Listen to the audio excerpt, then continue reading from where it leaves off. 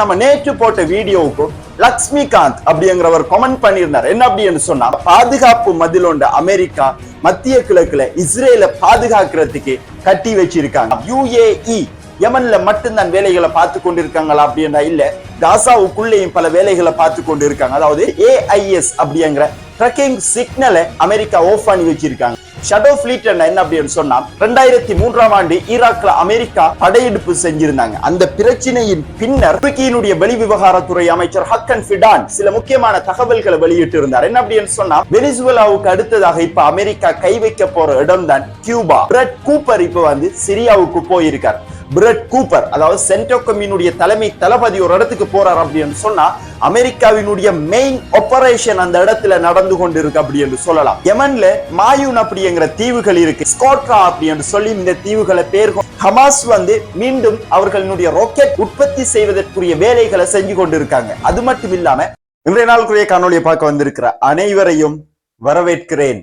உலக அரசியல்ல நடந்திருக்கிற முக்கியமான சம்பவங்கள் சம்பந்தமா இந்த வீடியோல தெளிவாகவும் விரிவாகவும் ஆழமாகவும் பார்க்க இருக்கோம். அந்த அடிப்படையில இவ்வாறு உலகத்துல நடக்கிற முக்கியமான விடயங்கள் எல்லாமே நீங்க தெரிஞ்சு கொள்ளணும் அப்படின்னு சொன்னா, இதுவரைக்கும் நம்மளுடைய சேனலை ஃபாலோ பண்ணல, சப்ஸ்கிரைப் பண்ணல அப்படின்னு சொன்னா பண்ணிக்கொள்ளுங்கள். அந்த அடிப்படையில ஆரம்ப கட்ட தகவலாக பார்த்தோம் என்ன அப்படின்னு சொன்னா, ஐஸ் அப்படிங்கிற இமிகிரேஷன் கஸ்டம்ஸ் என்போர்ஸ்மெண்ட் இவங்களை பொறுத்த வரைக்கும் வெளிநாடுகள்ல இருந்து அமெரிக்காவுல குடியேறிகளுக்கு எதிரான பல கடுமையான சட்டங்களை இவங்க அமெரிக்காவுக்குள்ள நடைமுறைப்படுத்தி கொண்டு வராங்க. அந்த அடிப்படையில கடந்த ஒரு மாதத்திற்கு முன்னர் மினியோபோலிஸ்ல ஒரு பெண்ணை சுட்டு கொண்டிருந்தாங்க. இதனை தொடர்ந்து அமெரிக்கா முழுவதிலேயுமே இருக்கிற இமிகிரன்ட்ஸ் அப்படிங்கிற அமெரிக்காவுக்குள்ள குடியேறினவங்களால தொடர்ச்சியான போராட்டங்கள் இடம்பெற்று கொண்டு வந்திருந்துச்சு. நம்மளுடைய சேனல்லையும் அப்பப்போ இந்த போராட்டம் சம்பந்தப்பட்ட அப்டேட்டுகளை நம்ம பார்த்திருந்தோம். அந்த அடிப்படையில இன்னைக்கு இந்த போராட்டம் எந்த லெவல்ல இருக்கு அப்படின்னு சொல்லி நீங்க பாத்தீங்க அப்படின்னு சொன்னா,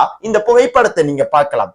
கிட்டத்தட்ட லட்சக்கணக்கில் மக்கள் மினியோசோட்டாவுல ஒன்று கூடி இருக்காங்க.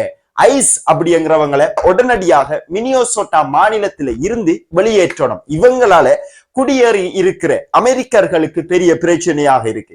தொடர்ச்சியாக இவங்க எங்களை தொந்தரவு செஞ்சு கொண்டு இருக்காங்க. அப்படிங்கிற அடிப்படையில போராட்டங்கள் பெரிய அளவுல போராடி கொண்டு இருக்காங்க. இந்த நேரங்கள்ல கச்சா எண்ணெய் அமெரிக்காவுக்கு வேணும். எந்த நாடுகள் எல்லாம் உலகத்துல கச்சா எண்ணெய் இருக்கோ அந்த நாடுகளை எல்லாத்தையுமே அமெரிக்கா அடிமைப்படுத்தி வச்சிருக்காங்க. இதுதான் இன்றைய இந்த உலகத்தினுடைய கள நிலவரமாக இருக்கு. அட் த சேம் டைம் வெனிசுவேலாவுக்கு அடுத்ததாக இப்ப அமெரிக்கா கை வைக்க போற இடம் தான் கியூபா.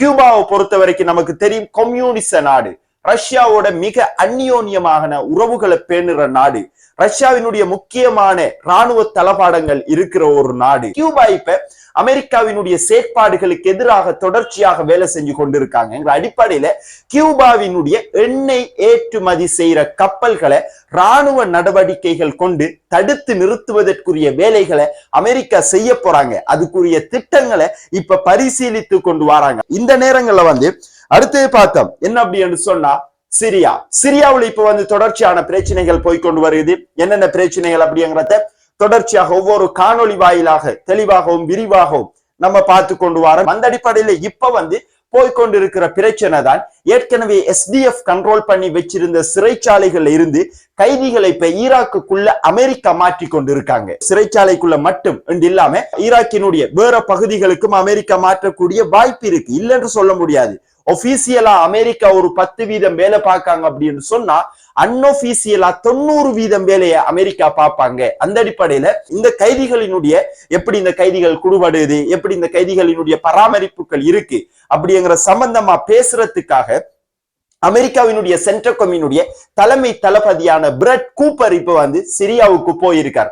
பிரெட் கூப்பர் அதாவது சென்ட்ரகமினுடைய தலைமை தளபதி ஒரு இடத்துக்கு போறார் அப்படின்னு சொன்னா, அமெரிக்காவினுடைய மெயின் ஆபரேஷன் அந்த இடத்துல நடந்து கொண்டு இருக்கு அப்படி என்று சொல்லலாம். இப்ப அது சிரியாவுக்குள்ள நடந்து கொண்டு இருக்கு.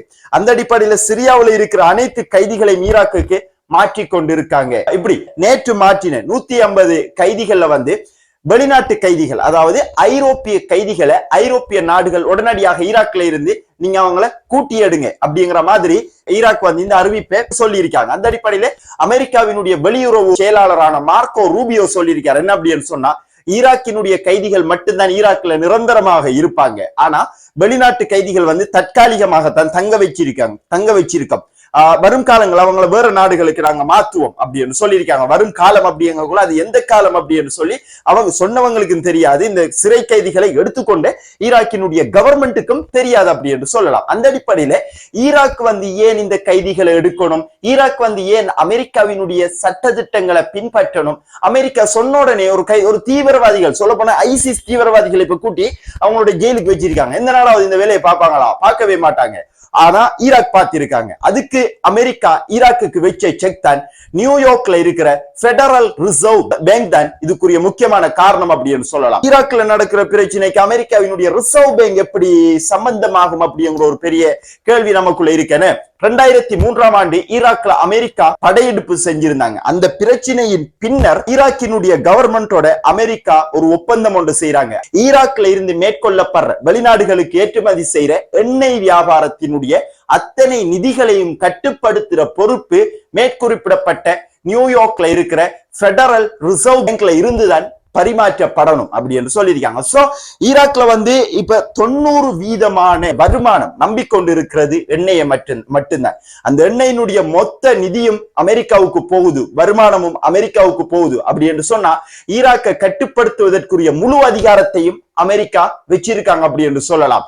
அது மட்டும் இல்லாம அமெரிக்கா டார்கெட் பண்ற குழு எது அப்படின்னு சொல்லி ஈராக்குக்குள்ள பார்த்தோம் அப்படின்னு சொன்னா பாப்புலர் மொபைலைசேஷன் போர்சஸ். இந்த பாப்புலர் மொபைலைசேஷன் போர்சஸ் வச்சுதான் ஈராக்கினுடைய படைகளோட ஒன்று சேர்ந்து சிரியா ஈராக் போர்டர்ல சிரியா எஸ்டிஎஃப் ஆகிய இந்த ரெண்டு தரப்புகளும் சண்டை பிடிச்சு கொண்டிருக்கக்குள்ள ஈராக்கினுடைய கவர்மெண்ட் நிலைநிறுத்தி இருந்தாங்க. இந்த பாப்புலர் மொபைலைசேஷன் போர்சஸ் ஈரானினுடைய ஆதரவு பெற்ற இந்த போர்சஸ் ஈராக்ல இருந்து பிரிக்கணும், ஈராக் இந்த போர்சஸுக்கு எதிராக சண்டையிடணும் அப்படிங்கிறது தான் அமெரிக்காவினுடைய திட்டமாக இப்ப ஈராக்குக்குள்ள இருந்து கொண்டிருக்கு அப்படி என்று சொல்லலாம். ஓகே, இது எல்லாமே நடந்து கொண்டிருக்கக்குள்ள இப்போ அந்த அமெரிக்கா முழு படையையும் மத்திய கிழக்குக்குள்ள இறக்கி இருக்காங்க. அமெரிக்கா ஈரான் யுத்தம் நடக்க போகுது அப்படிங்கிற அடிப்படையில தான் அனைத்து காய்களையும் அமெரிக்கா இப்ப நகர்த்தி கொண்டு இருக்காங்க. இந்த அடிப்படையில நம்ம நேற்று போட்ட வீடியோவுக்கும் லக்ஷ்மிகாந்த் அப்படிங்கிறவர் கமெண்ட் பண்ணியிருந்தார். என்ன அப்படின்னு சொன்னா, அமெரிக்கா ஈரானுக்கு எதிரான தாக்குதலை இப்ப செய்ய மாட்டார், அமெரிக்கா வந்து இஸ்ரேலை பாதுகாக்கிறதுக்குரிய நடவடிக்கைகளையும் செஞ்சு கொண்டிருக்காங்க. எக்ஸாக்ட்லி இப்ப இந்த புகைப்படத்தை நீங்க பாத்தீங்க அப்படின்னு சொன்னா, இந்த புகைப்படத்துல வந்து நம்ம இப்ப வந்து சாதாரணமா ஒரு வீட்டுல இன்னொரு வீட்டை பிரிக்கிறதுக்கு ஒரு வேலி அடிப்போம், இல்லாட்டி மதில் கட்டுவோம் என ஒரு பாதுகாப்புக்காக. அப்படி ஒரு மதிலோண்ட அமெரிக்கா, பாதுகாப்பு மதிலோண்ட அமெரிக்கா மத்திய கிழக்குல இஸ்ரேலை பாதுகாக்கிறதுக்கு கட்டி வச்சிருக்காங்க. அந்த மதில் எப்படி இருக்கு அப்படின்னு சொன்னா, ஹொர்மோஸ் ஜலசந்தியில இருந்து குறிப்பாக அரபிக் கடல்ல ஆரம்பிச்சு இஸ்ரேல்ல இருந்து கிரீஸ் வரைக்கும் இந்த பாதுகாப்பு வலையமைப்பு உருவாக்கப்பட்டு இருக்கு அப்படி என்று சொல்லலாம். அதை நீங்க இந்த புகைப்படத்துல ஈஸியாக வழங்கிக் கொள்ளலாம். நேற்றைய வீடியோல நான் சொல்லியிருந்தேன், USS ஆப்ரஹாம் லிங்கன் அப்படிங்கிற போர்க்கப்பல் ஈரானினுடைய பாதுகாப்பு எல்லைக்குள்ள நேற்று இரவு அல்ல இன்னைக்கு காலையில போய் சேர்ந்துரும் அப்படின்னு சொன்னேன். அது போய் சேர்ந்ததுல இருந்து AIS அப்படிங்கிற ட்ரக்கிங் சிக்னலை அமெரிக்கா ஆஃப் பண்ணி வச்சிருக்காங்க. இந்த இடத்துல அந்த கப்பல் இருக்கு அப்படின்னு சொல்லி இப்ப கண்டுபிடிக்க முடியாது. ஆனா ஈரானை தாக்குறதுக்குரிய அந்த எல்லைகளுக்குள்ள அது இருக்கு. அந்த கப்பல் ஆரம்பிச்சு கிரீஸ் வரைக்கும் ஒரு நேர்கோடு போட்டா எப்படி இருக்கும், அப்படி ஒரு வலையமைப்பை இஸ்ரேலுக்கு பாதுகாப்பாக அமெரிக்கா ஈரானுக்கு எதிராக போட்டி இருக்காங்க. இதுக்காக மட்டும்தான் அமெரிக்கா ரை பண்ணி கொண்டிருக்காங்களே தவிர வேற காரணங்களுக்காக இல்ல. இதைத்தான் ப்ரோ நம்ம 1 இயரா சொல்லி கொண்டிருக்கோம். என்ன அப்படின்னு சொன்னா, அமெரிக்கா நேரடியாக ஈரானோட யுத்தம் செய்யறதுக்கு ஒரு பொழுதும் ரெடியே கிடையாது. இங்க இருக்கிற பிரச்சனை ஆரம்ப புள்ளி காசாவினுடைய யுத்தம். காசாவில் ஒரு சிறிய படைக்குழுவை ஹமாஸை தோற்கடிக்க முடியாமல் சின்ன பின்னமாக செதறிக் கொண்டிருந்த இஸ்ரேலிய ராணுவங்களுக்கு 1967ஆம் ஆண்டிய 6 டே வார் முழு உலகத்திலே இருந்தும், அதான் அவர்களுடைய வரலாறு, 6 நாட்கள்ல 5 அரபு நாடுகளை மடிய வச்ச ஒரே நாடு இஸ்ரேல் அப்படின்னு சொல்லி உலக நாடுகள்ல இருக்கிற அத்தனை வரலாற்று பாட புத்தகங்களையும் இஸ்ரேல் அந்த பாடத்தை கொண்டு வந்திருந்தாங்க. நாங்க இப்படி செஞ்சோம், அதை ஒட்டைச்சாங்க ஹமாஸ்.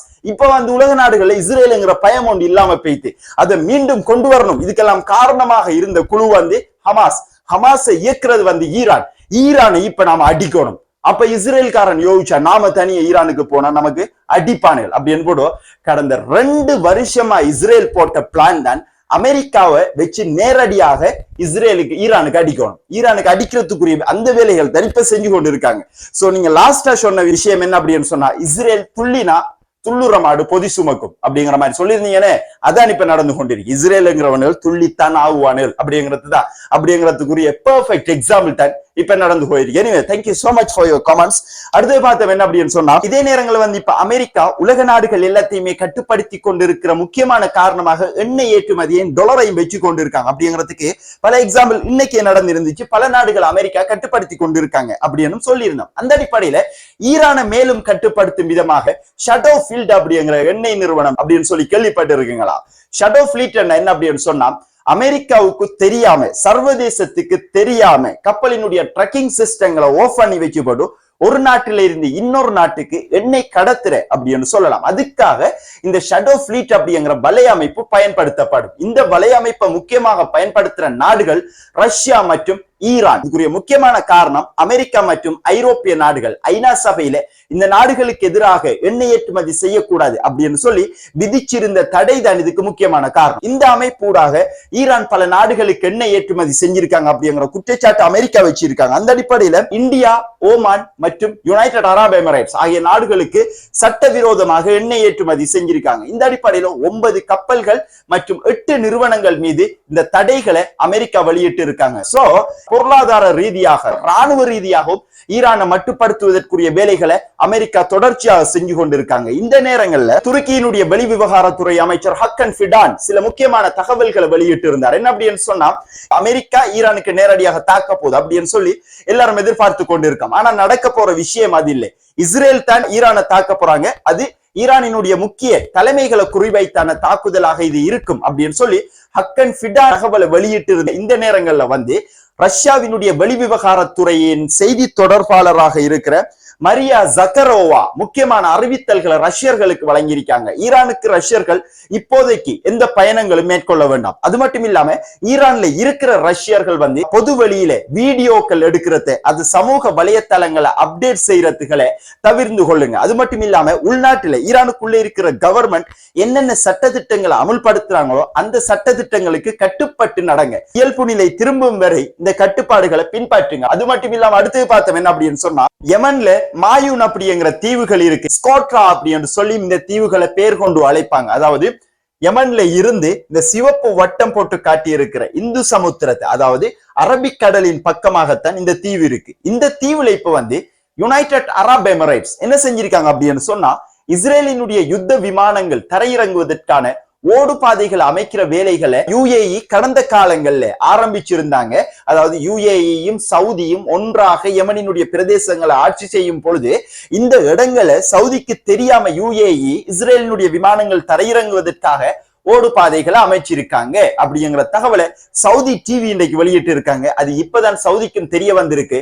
எப்படி அப்படின்னு சொன்னா, யமன்ல இருக்கிற யுனைடெட் அரபு எமிரேட்ஸினுடைய படைகள் இந்த தீவை கண்ட்ரோல் பண்ணி வச்சிருந்தாங்க. இப்ப அந்த படைகள் எல்லாமே போய் அந்த தீவுக்கு இப்ப சவுதியினுடைய படைகள் போன உடனே அந்த தீவுல வந்து ஒரு ஓடு பாதை ஒன்று இருக்கு. இது யார் நிர்மாணிச்சா, எதுக்காக நிர்மாணிச்சா அப்படிங்கிற கேள்விகளை எழுப்பும் பொழுதுதான் யுனைடெட் அரபு எமிரேட்ஸ் இந்த வேலைகளை பார்த்திருக்காங்க அப்படின்னு சொல்லி சவுதியினுடைய இன்டெலிஜென்ஸுக்கு இந்த தகவல் கிடைச்சிருக்கு அப்படிங்கிறதையும் சவுதி டிவி வெளியிட்டு இருக்காங்க. தொடர்ச்சியாக யுனைடெட் அரபு எமிரேட்ஸ் இஸ்ரேலுக்கு ஆதரவாக எந்த அளவிலான விடயங்களை மேற்கொண்டிருக்காங்க அப்படிங்கிறது இந்த தகவலூடாக நமக்கு தெளிவாக புலனாகிற விடயங்களாக இருக்கு அப்படின்னு சொல்லலாம். யுஏஇ யமன்ல மட்டும்தான் வேலைகளை பார்த்து கொண்டிருக்காங்களா அப்படின்னா இல்ல, காசாவுக்குள்ளேயும் பல வேலைகளை பார்த்து கொண்டு இருக்காங்க. அதாவது காசாவுல இருக்கிற ரஃபா பிரதேசங்கள்ல இஸ்ரேலினுடைய கண்ட்ரோல்ல இப்ப இருந்து கொண்டிருக்கிற பிரதேசங்கள்ல யுனைடெட் அரபு எமிரேட்ஸ் ஒரு குடியிருப்பு கட்டடம் ஒன்று அமைக்க போறாங்க. இதுக்குரிய அப்ரூவலை இஸ்ரேல் வழங்கிட்டாங்க. அபார்ட்மெண்டாக இந்த கட்டடம் கட்டப்பட இருக்கு. இந்த கட்டடங்கள் கட்டப்பட இருக்கு. இந்த கட்டடங்களுக்குள்ளே காசா மக்கள் தான் இருக்க போறாங்க. இந்த கட்டடத்தில இருந்து அத்தியாவசியமான சேவைகளை பெறுவதற்காக, குறிப்பாக குடிநீர் வசதிகள், சுகாதார வசதிகள், கல்வி உட்பட இந்த முக்கியமான வசதிகளை ஒருத்தர் பெற்றுக்கொள்ளணும் அப்படின்னு சொன்னா அவர் இந்த அபார்ட்மெண்ட்ல இருக்கார் அப்படின்னு சொன்னா அவருடைய பயோமெட்ரிக்கல் எவிடன்ஸ் எல்லாத்தையுமே இஸ்ரேலு கிட்ட சப்மிட் பண்ணணும். பயோமெட்ரிக் கூட உடல்ல இருக்கிற நம்முடைய தலை முடியில இருந்து கால் நகம் வரைக்கும் நம்மளுடைய அத்தனை எவிடன்ஸ்களையும் இஸ்ரேலு கிட்ட கொடுக்கணும். தண்ணி குடிக்கணும் அப்படின்னு சொன்னா உன்னுடைய பிளட் சாம்பிள் எனக்கு வேணும், உன்னுடைய குரல் பதிவு எனக்கு வேணும், நீ நடக்கிற முறை எனக்கு வேணும், அத்தனை தேவை அப்படின்னு சொல்லித்தான் யுனைடெட் அரபு எமிரேட்ஸ் இந்த திட்டத்தை காசாவுக்குள்ள கொண்டு வந்திருக்காங்க. ஒவ்வொருத்தருடைய டீடைல்ஸையும் எடுத்து அவங்களை கண்காணிக்கிறதுக்குரிய வேலைகளை செய்வதற்காக யுனைடெட் அரபு எமிரேட்ஸ் இந்த திட்டத்தை இஸ்ரேல் காசாவுக்குள்ள நிர்மாணிக்கிறதுக்கு முன்மொழிஞ்சிருக்காங்க. அது மட்டும் இல்லாம 2023ஆம் ஆண்டு அக்டோபர் 7ஆம் தேதிக்கு பிறகு மட்டும் யுனைடெட் அரபு எமிரேட்ஸ் காசாவுக்கு 1.8 பில்லியன் நிதியுதவி செஞ்சிருக்கோம் அப்படின்னு சொல்றாங்க. இதை வந்து காசாவினுடைய வாசிகளை சொல்லியிருக்காங்க அப்படின்னு சொன்னா, நீங்க இஸ்ரேலை எங்கள் மேல குண்டு போட வைக்கிறதுக்கும் எங்களை ஆக்கிரமிக்க வைக்கிறதுக்கும் நீங்க இஸ்ரேலுக்கு பண்ணின உதவிகளை மனிதாபிமான உதவிகளோட ஒரு பொழுதும் சேர்க்க வேண்டாம் அப்படிங்கிறதையும் காசா மக்களை இன்னைக்கு யுனைடெட் அரபு எமிரேட்ஸுக்கு எதிராக இந்த கதைகளை சொல்லி கொண்டு இருக்காங்க. யுனைடெட் அரபு எமிரேட்ஸை வச்சு இஸ்ரேலால முடிக்க முடியாத அத்தனை காரியங்களை அரபுகளுக்குள்ள இஸ்ரேல் முடிச்சு கொண்டு இருக்காங்க அப்படிங்கிறது தான் இதுல இருந்து நமக்கு மேலும் தெளிவாகிற விடயங்களாக இருக்கு அப்படின்னு சொல்லலாம். அது மட்டும் இல்லாம இஸ்ரேல் வந்து இப்ப காசாவுல நிலை கொண்டு இருக்கிற மஞ்சள் கோடுகள்ல வந்து பல நடவடிக்கைகளை முன்னெடுத்து கொண்டு வராங்க. அதுல வந்து குறிப்பாக அவுட் போஸ்டுகள், செக்கிங் போஸ்டுகள் எல்லாம் சட்ட விரோதமாக அமைச்சு கொண்டு இருக்காங்க. அது மட்டும் இல்லாம ஜபாலியா மற்றும் பெய்ட் ஹனூன், அதாவது இது வந்து ஹமாஸினுடைய கண்ட்ரோல் இருக்கிற பிரதேசம். இதுல வந்து தொடர்ச்சியாக இஸ்ரேலினுடைய ராணுவங்களை அனுப்பி இந்த பிரதேசங்களை வந்து ராணுவ மயப்படுத்தப்பட்ட பிரதேசமாக மாற்றி கொண்டிருக்காங்க. இதுக்கு எல்லாத்துக்குமே முக்கியமான காரணமாக இஸ்ரேல் கூறுற காரணம் என்ன அப்படின்னு சொன்னா, ஹமாஸ் வந்து மீண்டும் அவர்களுடைய ராக்கெட் உற்பத்தி செய்வதற்குரிய வேலைகளை செஞ்சு கொண்டிருக்காங்க. அது மட்டும் இல்லாம ஹமாஸ்ல புதிய படைப்பிரிவுகளை உருவாக்கி அதற்கு ஆட்களை சேர்த்து அதற்கு தலைமை வகிக்கிறதுக்கு புதிய தளபதிகளையும் ஹமாஸ் இப்ப நியமிச்சு கொண்டிருக்காங்க